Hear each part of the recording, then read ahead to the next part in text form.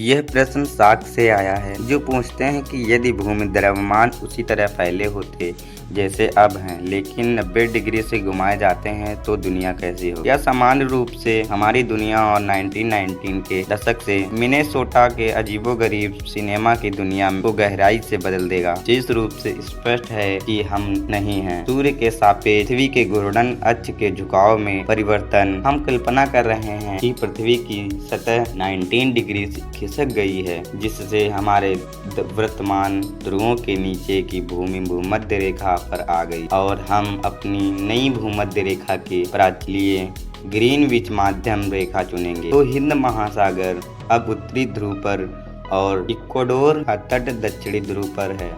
आइए कल्पना करें कि यह वैकल्पिक पृथ्वी लाखों वर्षों में विकसित होती है, जिससे पारिस्थितिक तंत्रों और जलवायु क्षेत्रों को व्यवस्थित होने का समय मिलता है।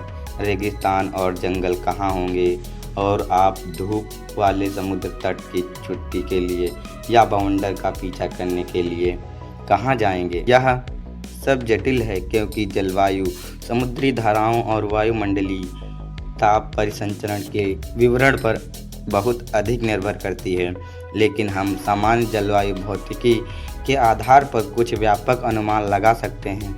हमारे मौसम और जलवायु का मुख्य चालक सूर्य है।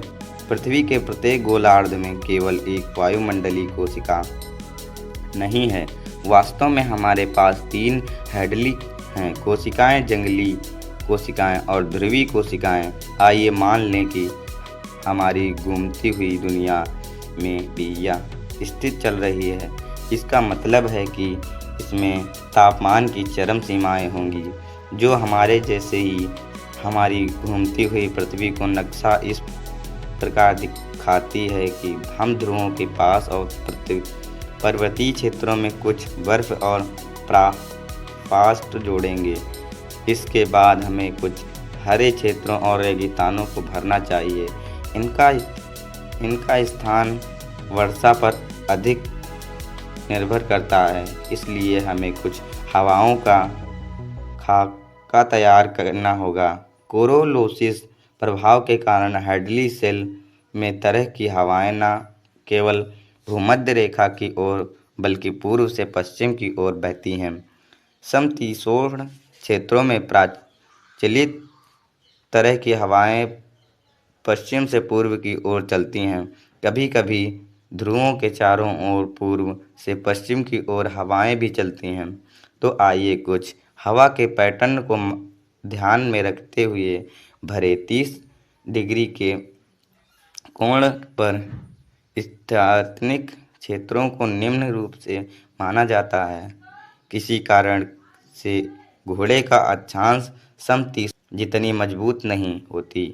वहाँ का मौसम जेट धाराओं और मोर्चों की गति से प्रभावित होता है और यह भूगोल पर भी बहुत अधिक निर्भर करता है।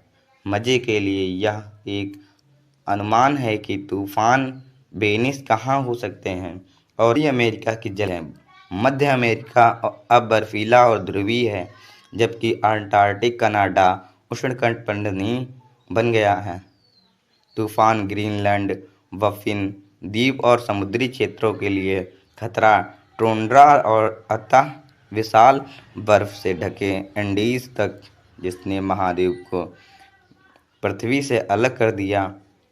अमेजन, जो हमारी दुनिया में अगली 7 नदियों के कुल जल से भी बंजर भूमि की थोड़ी बहुत याद आती है, तो ठीक है, उनकी जलवायु हमारे पुराने न्यू इंग्लैंड और हमारे पुराने नियमित इंग्लैंड के बीच में कहीं है।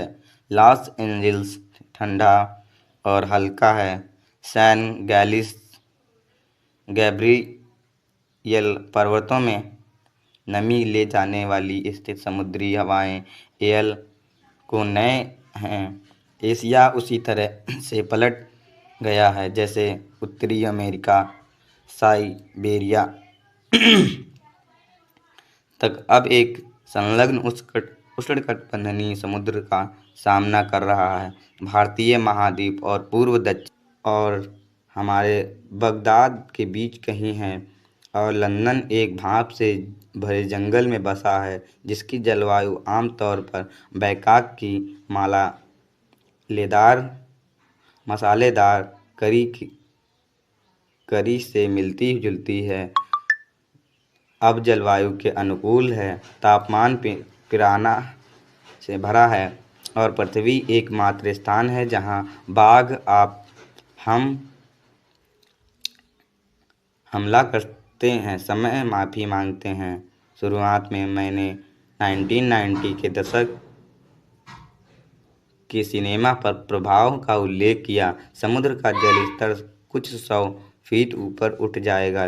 जलवायु क्षेत्रों में फेरबदल से जैवमंडल के लीकेटिंग रिंग में लोट लगा रहे हों। ग्राम्पी ओल्ड मैन के पात्रों के पास या शिकायत करने की एक और भी चीज़ें जुड़ जाएंगी और फिल्म फार्गो का अंत इसी तरह से भयानक लेकिन अधिक सरीसृप वाले रूप में होगा। वीडियो पसंद आए तो लाइक एंड चैनल को सब्सक्राइब प्लीज़ ज़रूर से कर देना। धन्यवाद। Thanks for watching.